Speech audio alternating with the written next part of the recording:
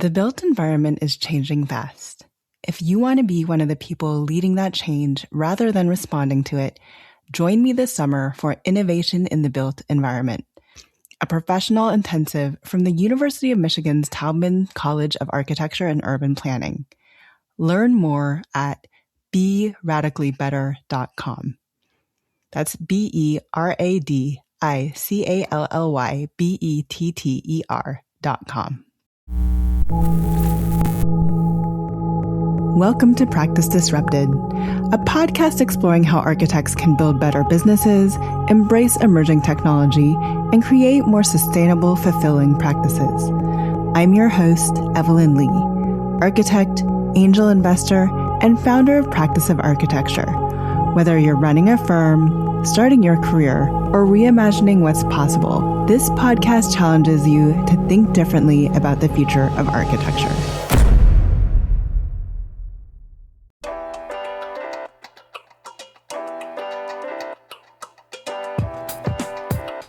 Hello, Disruptors. Welcome back to this week's episode of Practice Disrupted. Season 12 has circled one uncomfortable question from a lot of different angles. How much of what architects claim they value actually shows up in how they practice? Today, that question lands somewhere specific. Community engagement. Most architects know they should do it. Many end up doing some version of it, and almost none have built it into a service that they actually charge for. Today, I am joined by 4 people from Architects Fora who decided to change that. Leah Alissa Bayer is president of Fora. Conley and Sarah Vaccaro are the firm's principals, and Nicole Little is community engagement lead and the reason this conversation exists at all. Nicole came to Fora before the firm even fully existed, through a slow burn series of conversations that started in her interview. She holds dual master's degrees in architecture and urban planning because she refused to choose between them. She grew up in housing that was actively harming her family's health, and that history became a professional conviction. Fora had built 20% of everyone's work time into research and professional passion. Nicole used that space to build Engage Fora, a full-service community engagement practice operating under its own brand with almost no competition in its market, and a growing list of clients who are simply waiting for someone to show up and lead. Let's get into it. Hello, Architects Fora. Welcome to Practice Disrupted. Since there are so many of you joining us today, why don't we do a round robin of quick introductions? Hi, Evelyn. This is Sarah Vaccaro, principal at Architects Fora. And this is Leah Bayer, president at Architects Fora. And I'm Kate Conley. I'm another principal at Architects Fora. And I'm Nicole Little, community engagement lead at Fora. Great. And I know we've had Architects Fora on previously. I'm obviously a huge fan of the firm, but I wanted to bring you on today to really talk about the program that Nicole has started. So Engage Fora and how it came to be. And I wanted to kick off the conversation by talking about how Fora has a deliberate practice of giving team members space for their own research and development. I have historically cited space off the Google kind of one day for yourself policy, but I'd love to hear the real history behind that and why you guys do it. Yeah, I'll start with this because I think it came from the very beginning of my career in this profession. I have always been really interested in the intersection of research and practice. I think if you've heard me before, you know I'm fairly non-traditional as an architect and just love the potential of what studying other professions or other interests can have on what we do as architects, because what we do is so big in what it touches. And so expanding our worldview with an opportunity to develop a subject matter expertise outside of that is really exciting. So before starting my firm, I decided to work for a very large global firm that's well known for their research practice, to understand how does an architecture firm do this? How do they integrate research into their work? How do they fund it? What does that look like? And learned a lot in a short period of time. So when we formed Fora, we finally had a big enough team where it was possible to start testing out what it would look like if we gave everyone an opportunity to do their own research or pursue their own passion. And fortunately, my partners were crazy and gracious enough to dedicate 20% of everybody's time towards this. I will say also, Evelyn, separately, I've had an interest in a 4-day work week, which is not just cramming 40 hours in a 4-day work week, but a 32-hour work week. So if you think about it, people who are really passionate about a subject are going to be exploring that outside of work, likely. And that's on top of their 40-hour. So if you build that into the 40-hour work week, it is sort of functionally like a 32-hour plus something that's fun. So that was a personal thought on the back end of how this might work as well. It started out actually super loose, had no idea what we wanted to do. So we just were like, here's a chunk of time, 8 hours a week, pick a topic that could have some potential impact on what we do and just go study it, understand it, learn. And we did that for a while, I think about a year, close to a year.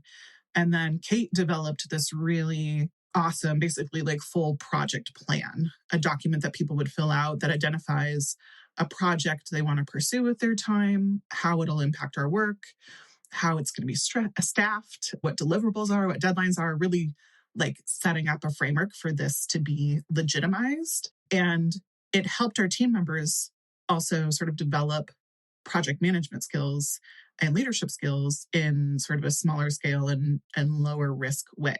And then it actually brought more meaningful impact to our work after people had started to explore their subjects that they're interested in. And now we're working on formalizing sort of a research business plan and setting up the right structure to pursue grants. So this is very much a work in progress over the past few years, but has already had some pretty significant impacts on our businesses. You will learn in this episode. I want to make a follow-up statement about when you said we are now big enough to pursue this. Like, how big was big enough for you to set aside? Because we're not talking like a 40-person firm. Right. I mean, how big were we when I started this? I can't remember. 8 people, maybe? Yeah, 8 to 10. Yeah. So still pretty small. I feel like in architecture firm standards, that becomes like medium. Yeah. But you're by no means like a huge firm. Correct. So, Nicole, you started to use that space to pursue community engagement work. Where were you in the development of all of this? Was that when it was a more loose structure, when it was after Kate kind of developed the full project plan? How did your involvement in community engagement come out? Yeah, so I think Sarah, Leah, and Kate, even before we had formalized this specialty structure, had encouraged us exploring these interdisciplinary fields of knowledge that we're passionate about and recognize the importance of bringing that intersectional work to affordable housing. My journey started back in school. I pursued a dual master's in architecture and urban planning. In my architectural coursework, I learned really great visual communication skills, but observed that there's this large disconnect between architects and the communities we're striving to serve. And then in my urban planning degree, I learned about community engagement, data-driven processes, and that this discipline has that inherent responsibility to serve their constituents, whether that's transportation planning, public health.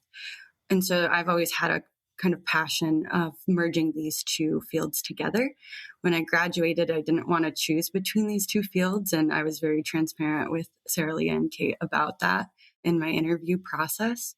And so that dedicated specialty time and that opportunity and encouragement I received from them was one of the big factors that made me want to work for Fora, one of the many factors. Nicole was kind of a sneaky ninja about this, to be honest. Like the way she came into the practice was not traditional, and it was based off of these very casual conversations about who she is and what she does. We don't have to get into detail, but like we were so compelled by her and interested in what she had to bring that there was sort of this slow roll process of trying to bring her on into the practice as we were buying out the firm. She really came into this with this passion, and we were excited about it.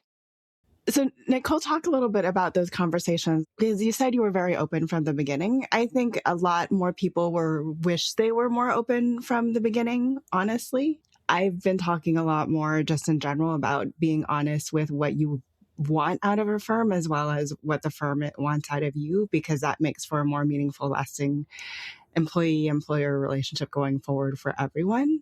What were those conversations like? Like, did you have to kind of psych yourself up for them? And then how receptive was leadership along the way?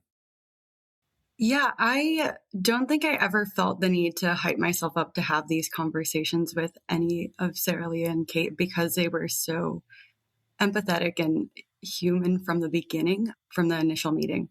We had kind of gone through this whole rebranding process together as an entire team.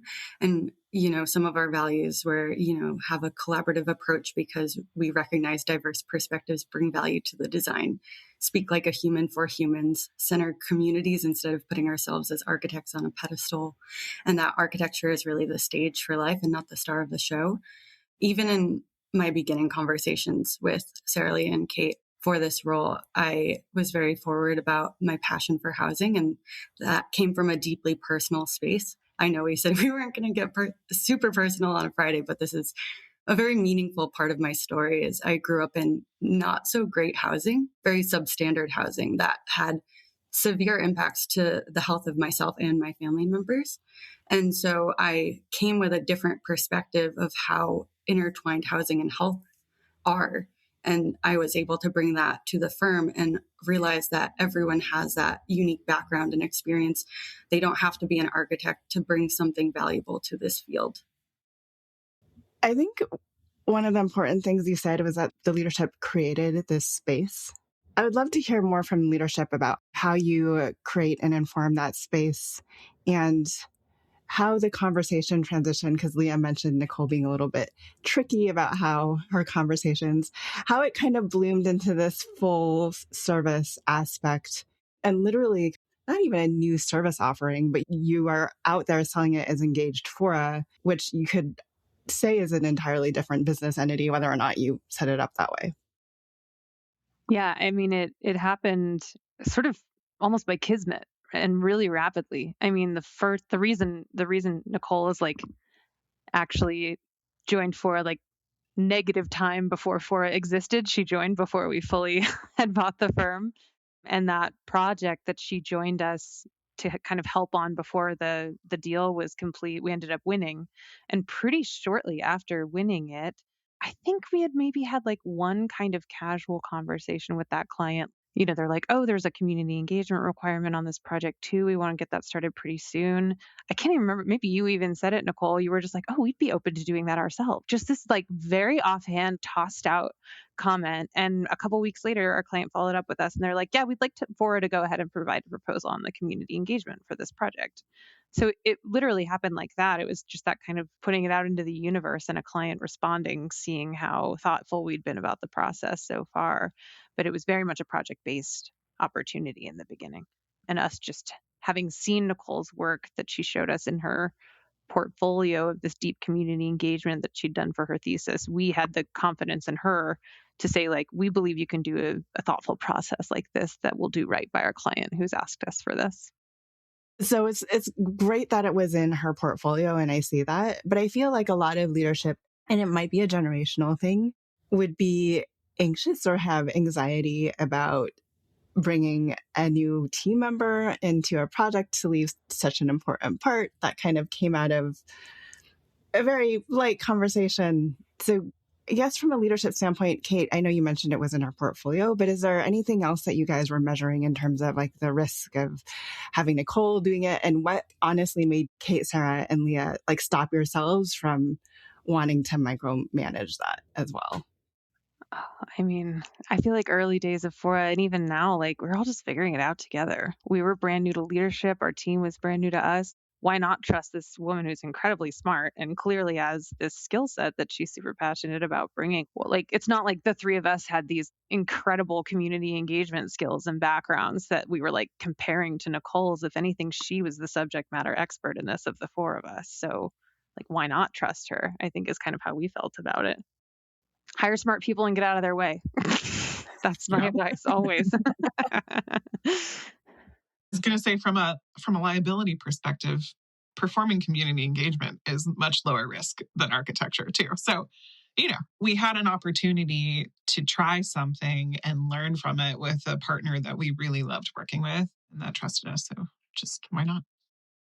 One of the things that I've been noticing a lot with the community engagement aspect, especially as architects. I would say the next generation of architects want to be so much more socially engaged, is one, they really love this work. Two, architects, though, tend to tag it on as part of their services that they're already selling.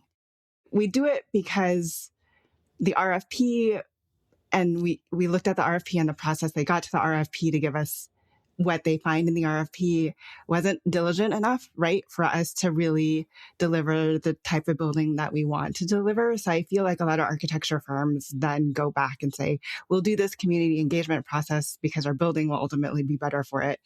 But, it's included in kind of everything else that we're doing. How did it evolve to become a whole nother service for you all? And what are the benefits that you guys have seen from that?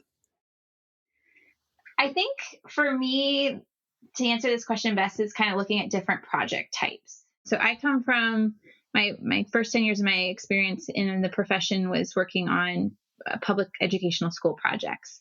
And in that world, we do programming and master planning as a very integral part of the architectural design services. So I think to your question, Evelyn, it oftentimes is linked together because we need to talk to our district staff, our educators, our students, our parents to understand what the program is, what the goals are for the project, and then deliver the architectural design of those spaces. So I suspect that engagement for these projects being more internally focused with our client and our end users isn't really seen as like community engagement. It's just part of the design process. And so I think it gets folded into the architectural services more as you've described.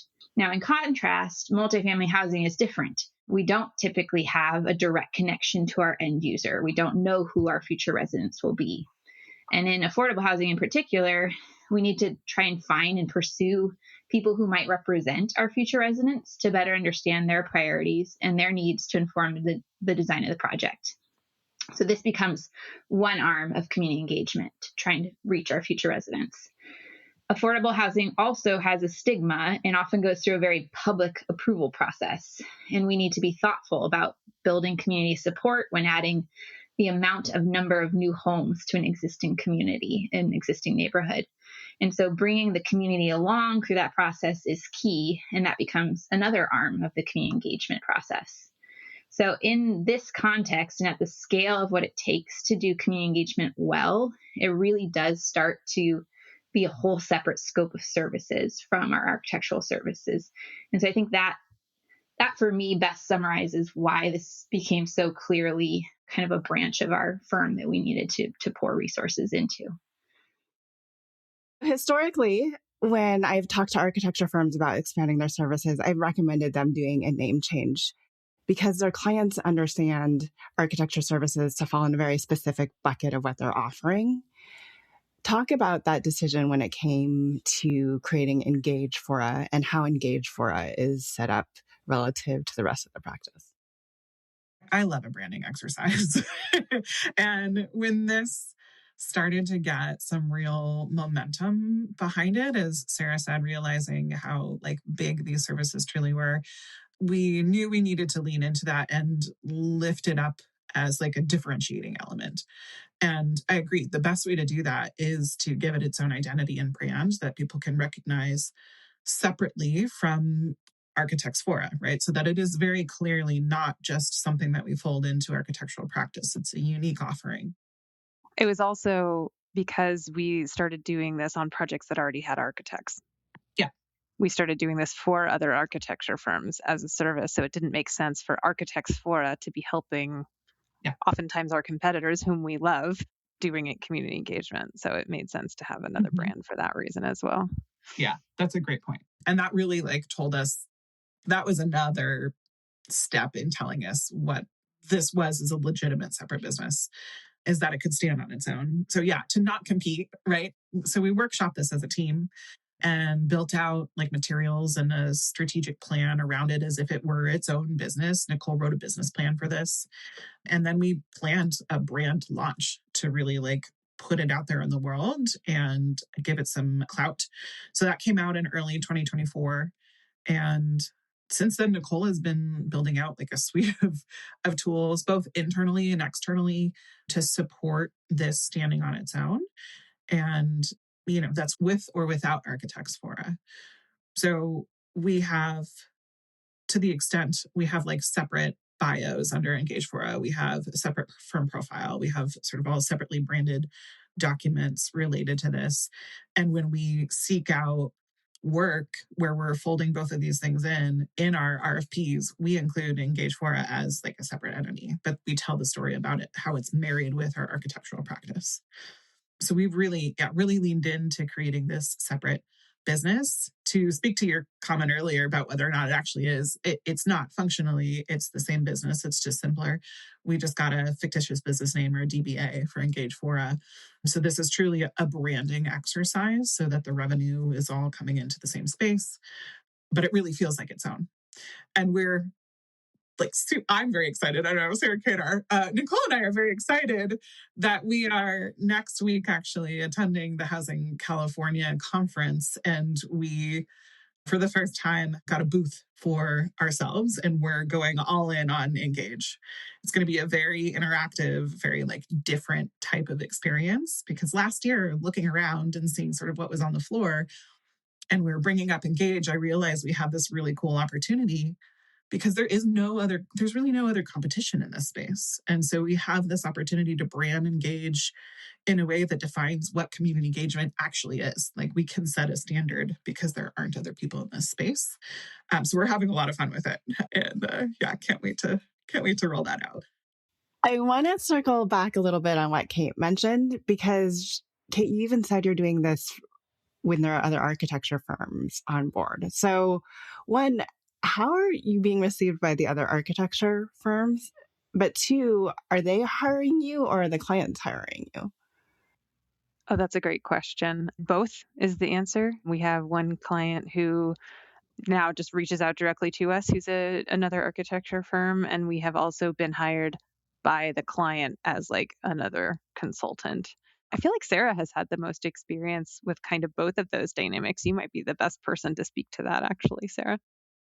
Yeah, it's really exciting. As Nicole mentioned, it's our opportunity to walk the walk. We state that we value a collaborative process. And so getting to partner alongside architecture firms as their engagement consultant, or partner along our housing developer clients as their community engagement expert, is our opportunity to be really collaborative in our process and to go beyond just checking the box of community engagement. I think that's been kind of the layer of skepticism we've had to break through, is that, community engagement is just something you have to do, get through it so you can get it approved.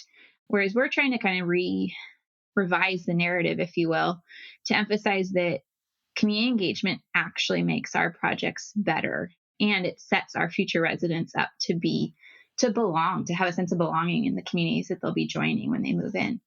I think that's been our focus when we get to be engagement consultants to other architects, is helping to reveal that truth. It's a process. The more we can kind of co-create with them of what do you need to, what would benefit your design to understand from the community, and what can we put on the table to bring forward to the community to gather input on, and then how can you really take that input and meaningfully integrate it into your design to strengthen it. So that's been an area that we've really been focused on in our partnerships with other architects. Now, I'm not going to lie, it's our favorite when we get to be our own engagement consultants. It's just really fun and really meaningful. We believe it like with all of our heart that it makes our projects that much stronger to have robust community engagement with our future residents and with the communities and neighbors that surround our projects. I wanted to touch base on what it's like then working with other architects and where you're usually brought in on the process, and what that dynamic is like. I imagine it might be a little bit different if you were brought in before the other architect. It might be a little bit different if you were brought in after the architects. And then how receptive are they to what you're doing? Yeah, it changes architect to architect for sure. In the field, there's still this kind of lingering mindset that architects know what's best and can make decisions on behalf of communities.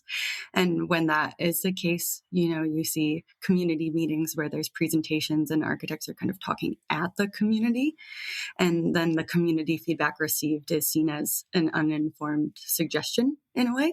And so our job there in that sense is to bring forward the value of community engagement. One of the key things that it does is it actually makes the design process a lot easier. It's less ambiguous. We have a lot of clarity and direction because of the feedback that we receive. And so when we're consulting, we kind of bring those values to the forefront when we're sharing all that community engagement can be. A lot of the time, we share case studies of other projects and how that works to kind of demystify the process. We find that people respond better to those more realistic illustrations of what it can be and what the impact can be. So in contrast, when we run community engagement because we're valuing what the community says, then our role kind of shifts to being listeners instead of talking at the community. And so the community, they experience something very different. We don't have this, presentation at the front and everyone sitting in chairs. We oftentimes have this station-based engagement where the community goes around to stations that have been crafted to reflect the interest we're hearing from them. So if everyone cares about family-oriented amenities or everyone cares about sustainability, we're going to make stations that are meaningful and relevant to them and then give them the opportunity to impact the design in a tangible and feasible way. And so it's a very different dynamic. It flips that architect and community hierarchy. I wonder if you can speak to, sorry to ask questions for you, Evelyn, but no, that's fine. Where we've worked, our relationship with other architects in providing these services has evolved over time, right? Where there's perhaps some skepticism in what our role looks like and potential competition between us being architects and coming into a space with another architect.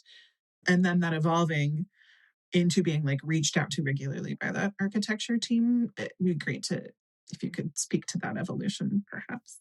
Yeah, I mean, that was my question. Is that architect that was always talking at the community, did they ever come around to your side, but also realize what they were doing at the time? Yeah, I think there was a big learning process for us in the beginning with this. And for us, it was really dropping our ego and coming at this from a lens of we're on your team.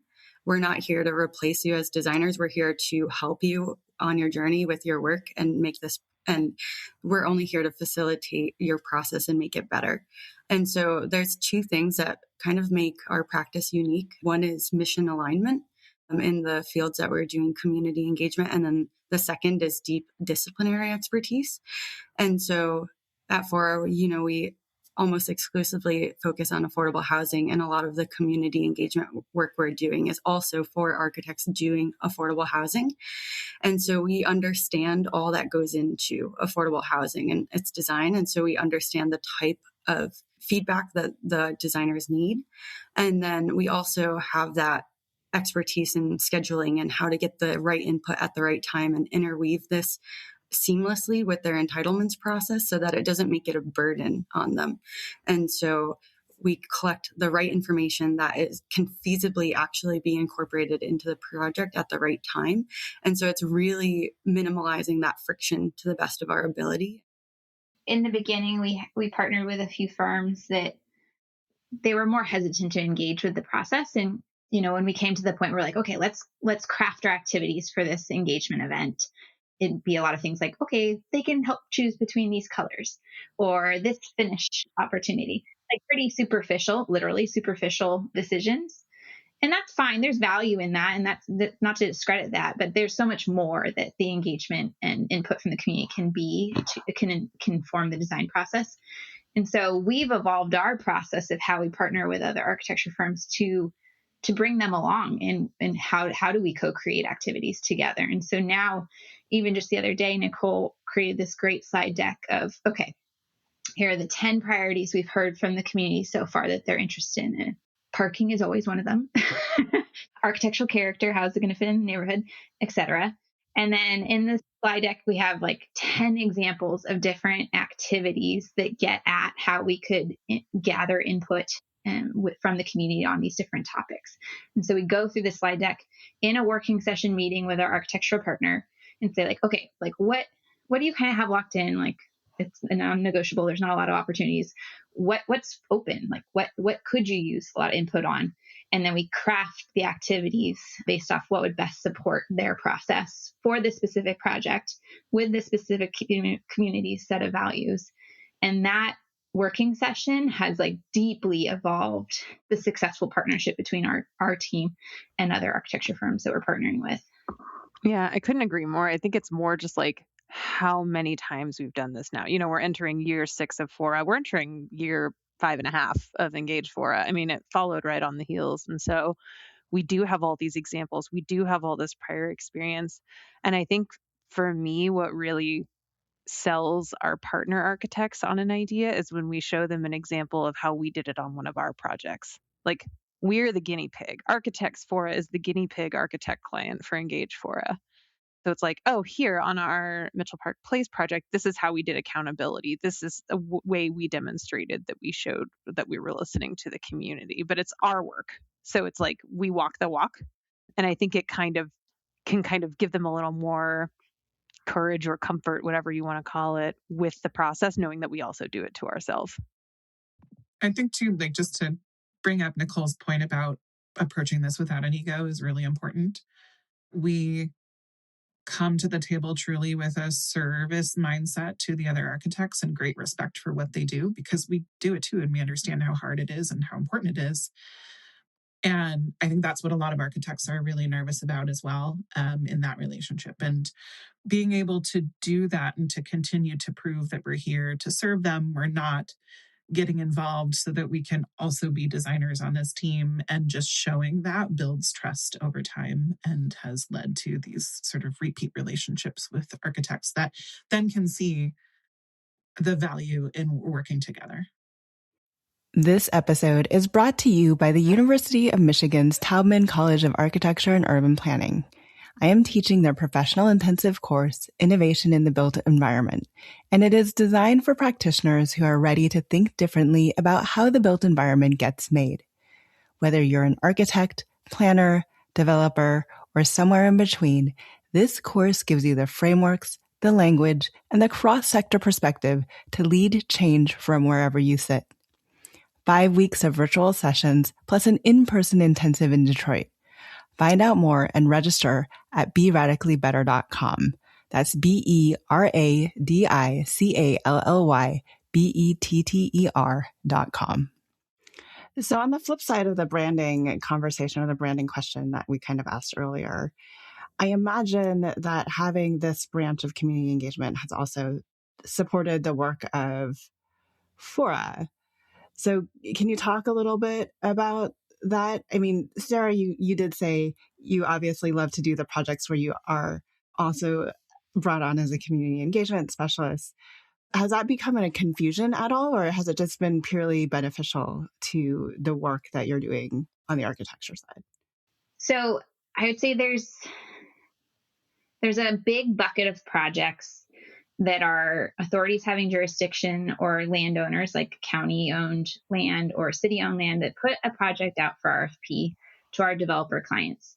And in that RFP, there's a strong requirement for community engagement to be a part of the process. And in those situations, we have really awesome nonprofit housing developer clients that come right to us. They're like, okay, this one's focused on community engagement. We want Engage Fora and Architects Fora on this proposal. We want to present our seamless design and engagement process and win this project. And on those projects where there really is truly an emphasis for community engagement, we've been hugely successful. We've won 3 major projects this way in the last year, I think.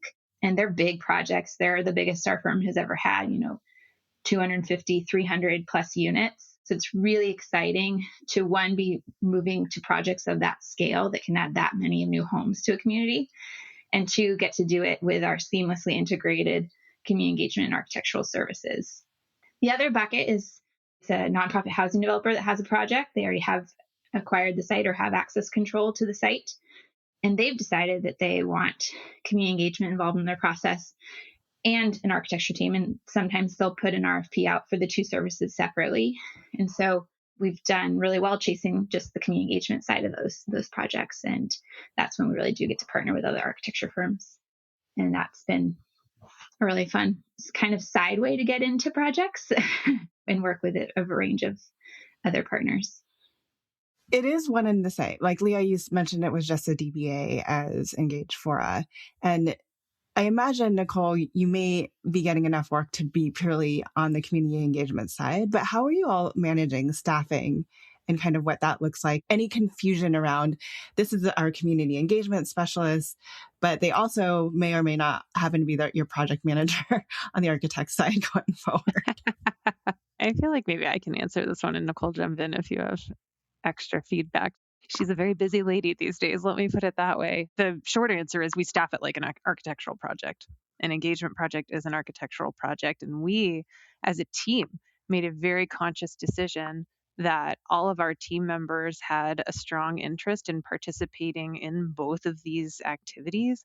And really, our team now views community engagement as an integral part of the design process. So it would be weird to not view DD as part of the architectural process. It's also weird not to view CE as part of the architectural process. Like for us, it is on that continuum. So that makes it easy for us to just staff it as seriously as an architectural project. We can adapt as needed when there are billable work pushes. But we have so many CE projects this year, especially, that it's critical that we support this big chunk of our business model in a really serious way. So what that has meant for us is that Nicole has really taken the helm as this director role of Engage. She is training our team members to do all these tasks that she used to just kind of jump in and hack herself. And what we've found that's really special is that there are different parts of the community engagement process that have caught fire for different team members. And Nicole's made a really intentional move to find those, oh, this person really loves data synthesis. This person really loves being in person, greeting people. This person really loves crafting the activities and identifying those design options. So she's managed to identify what team members thrive in which phases as well, so that we're pulling people into CE in the moments that they can thrive on that process, because it is a new skill set for most of us. Yeah, Leah can speak to this more, but we did really make that conscious decision early on with Engage. And one of the main drivers of that was that we learned that you don't really internalize the feedback from these community engagement meetings unless you're there and interacting with the participants. If there's that level of separation between you, you don't really have that same level of empathy towards the community. And so when we're consulting for other architects, we want the architects there at those meetings as well. And so the same thing applies with our team. And so it was a very intentional decision to integrate our team together and involve them in community engagement.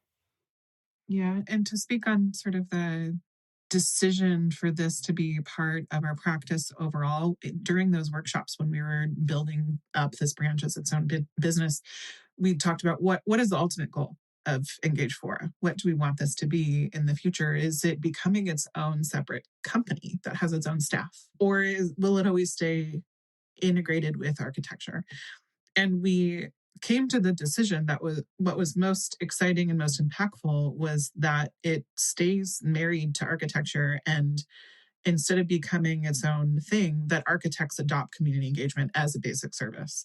So our ultimate goal is for the entire profession to do community engagement on their work in a meaningful way, and not just sort of checking the boxes type of way. And so because of that, we decided everyone on our team will be contributing to community engagement in some way.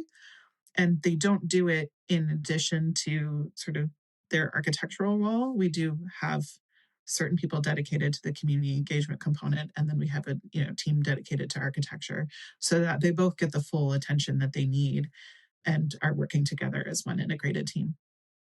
The cool hack to this is that, as Nicole said, we are very focused on affordable housing. That is our area of expertise as engagement consultants and architects. These projects take 5 to 10 years to go from start to end. So splicing into these very long-term projects as community engagement consultants, which is a relatively short commitment in the grand spectrum, we get exposure to a lot more projects on a quicker cadence. And what that does is lets us to become experts in that local community that we're engaging with, and experts on the project type it is. So typically affordable housing is intended to serve a specific population. Sometimes that's very specific, like veterans or farm worker households. Sometimes it's more general, like families. And so the engagement strategy to connect with those potential future residents is different. But there's a huge amount of data and research that's gained in the engagement process about very specific communities and populations that then we can leverage into our own architectural projects that have similar populations being served. And so it's been really cool to get exposure to more projects in that way and kind of just build our expertise and research database. I imagine also, obviously, that it gives you greater exposure, like before the RFP even goes out in many instances. And Leah, you mentioned that there's not actually a lot of competition in this space. So when you guys were looking at how, not only how you staff, but how you price the services, how did you guys figure all of that out? Oh man, it's been a journey.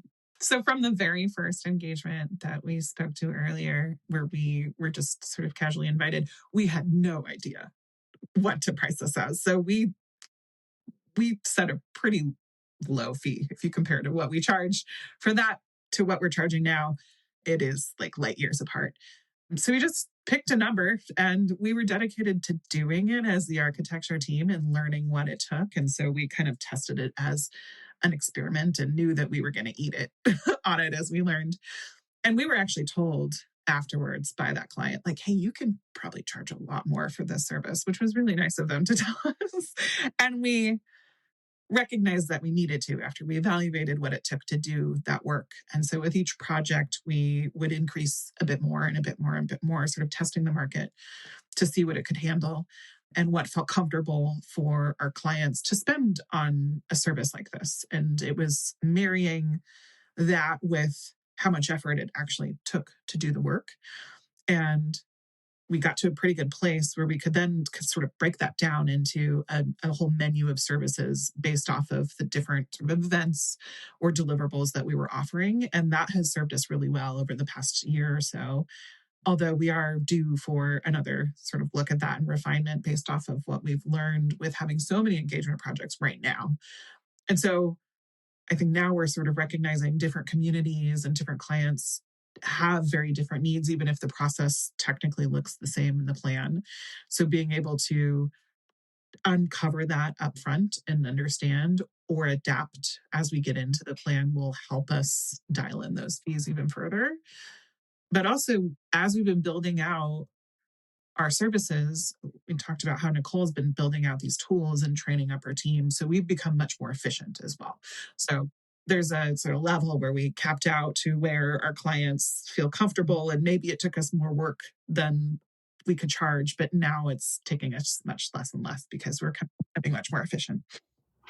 I would also say that in terms of fee setting specifically, there's really two aspects to community engagement, which is there's brain work and there's time work. Because half of community engagement is event planning. So we do also have clients who are more than comfortable taking on the event planning half, and we can offer the brain work of community engagement at half the cost. And so part of that menu that we've built out is this kind of like client-led or Fora-led, because you can also hire us soup to nuts and you show up like the day of and we have a whole event ready for you to go. Or if you have a client that has like an event planning team or a really motivated PM, and that's something you prefer to self-perform, we're happy to just come in and slot in the content. So it's flexible in that sense as well, in a way that architecture is not as flexible. Like we don't just let our clients like come in and self-perform part of our architectural projects. So it can really be a very flexible conversation with them because not everyone has a huge community engagement budget on every project. What has that meant to the relationships that you have been able to form or to build with developers, landowners, and jurisdictions in a way that probably most architecture firms just don't get to build those relationships because of this new Engage Fora piece? We have the perfect answer to this question. As of this year, we have absolutely met developers, landowners, jurisdictions, as Sarah said, resident populations who we would not have met without our community engagement services being an independent service. Perfect example of this is that we were hired by a master plan architect to help with engagement at the VTA River Oaks site. And we were brought in, did the initial community engagement before there was a developer on board. VTA had hired this architect to do their master plan, and they wanted to do community engagement about the master plan.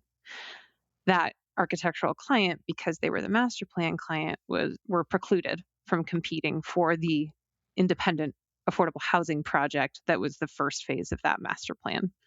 So instead, we partnered with one of our go-to nonprofit housing developer clients, went after the project together and won it.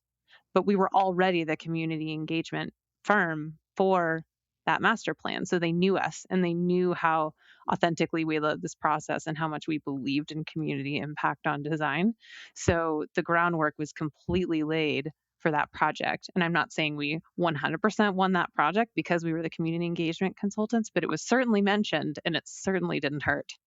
So that was like literally living out like our wildest dreams of how community engagement might work from a business development standpoint. Was that whole process. And it was, again, all just kind of recognizing opportunities and taking them when it made sense and doing your best work that's authentic.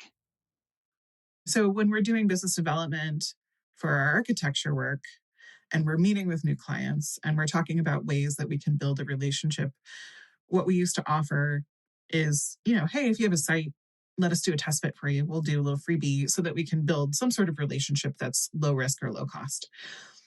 And what's exciting is that we can also now slip in, hey, we also do community engagement, and this is really important to us. And if you have something that you're exploring that you need support in that way on, we'd love to be considered, and we'd love to help you with that.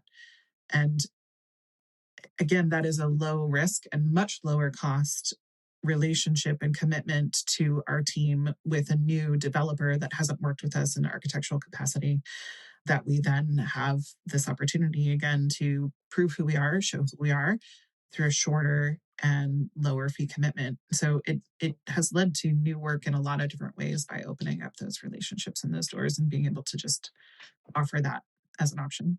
Another way it's opened doors, our first community engagement project, Mitchell Park, which we brought up earlier, that was, where Engage Fora was born from. And at the end of that process, in one of our later community engagement meetings, one of the higher ups in our client's company, they wrote to us that this was the best community engagement process they had ever seen, which was an incredible compliment to receive from a huge client. And from there, it kind of blossomed from this word of mouth perspective where they reached out to other companies and, just threw our name out there, said, you should hire Fora.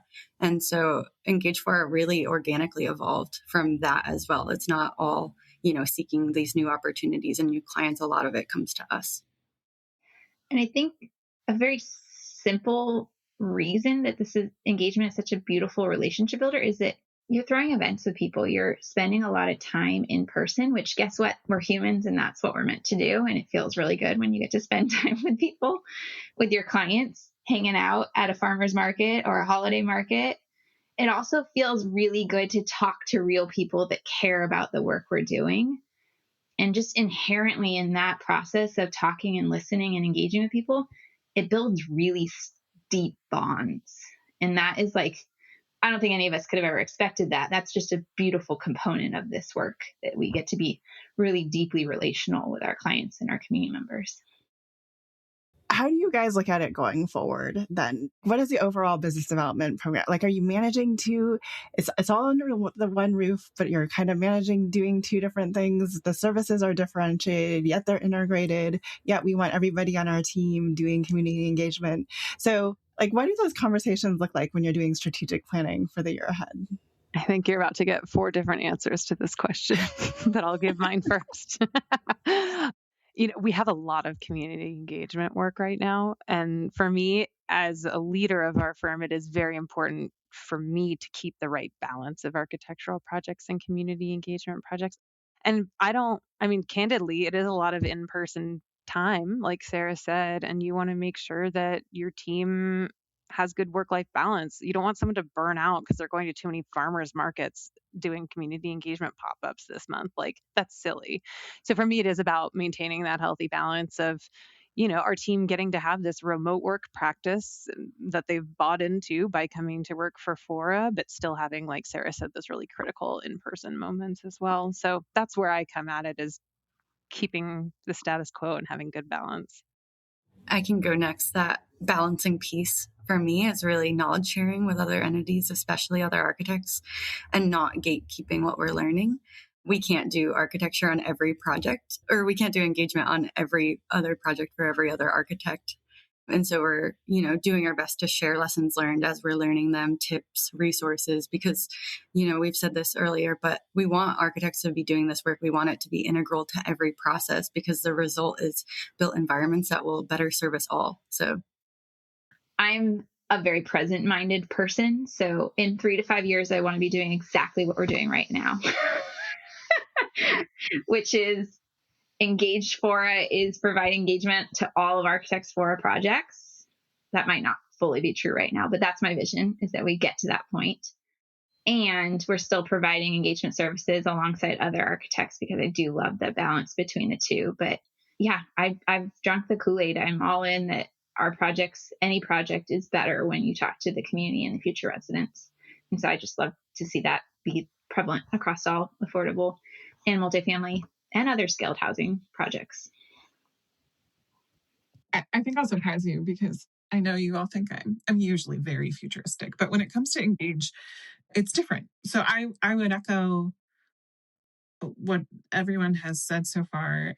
I think aligning with all of our projects, and that includes expanding into different states where we are doing work in other communities.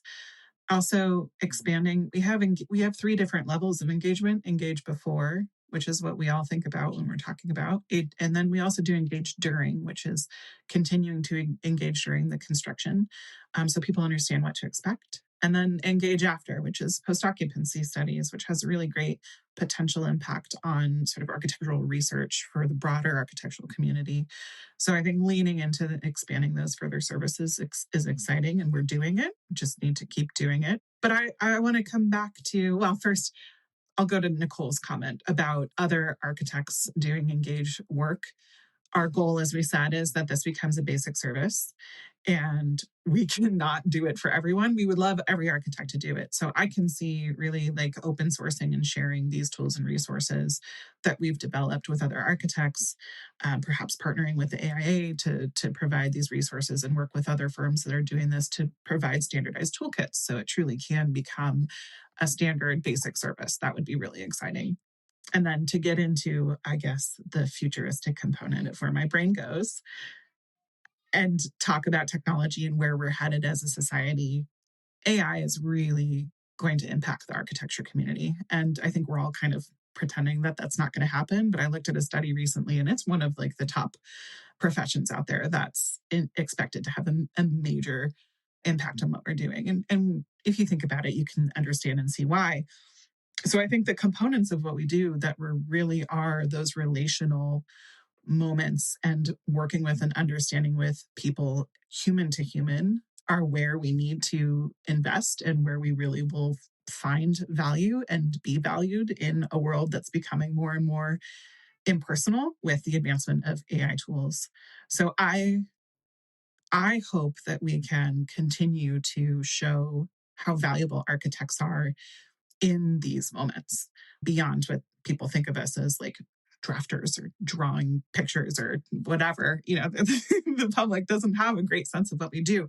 So if we can truly pivot and lean into this, one, it'll be better for communities, it'll be better for architects and architecture, and it'll help us be more resilient in the next few decades where things are going to change a lot for the profession.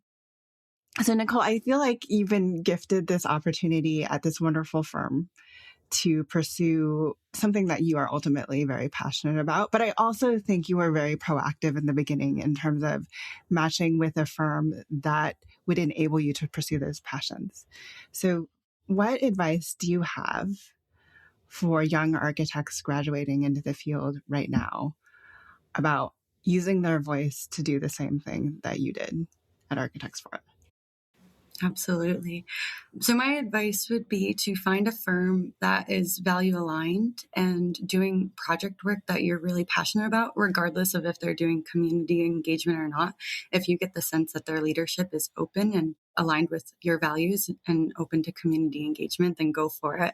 And then once you're there, if they're not already doing community engagement, then advocate for it.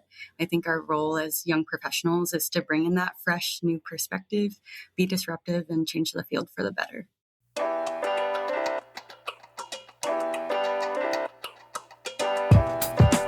Hi, Disruptors. Thank you for joining us today on an episode of Practice Disrupted. If you like the content for today's show, you can find all of our past episodes over on practiceofarchitecture.com/podcast. Be a part of the conversation by joining me, our speakers, and other disruptors in our community at practiceofarchitecture.com/community. Our social media handle is Practice of Arch. That's Practice of ARCH. We'd love to hear from you, so feel free to drop us a DM and say hello. Tune in next week for a new conversation on change in the profession.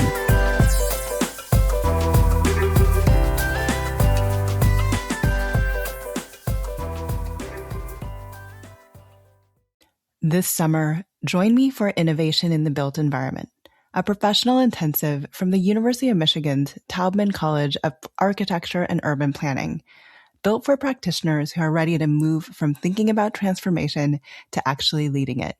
Learn more at beradicallybetter.com. That's beradicallybetter.com.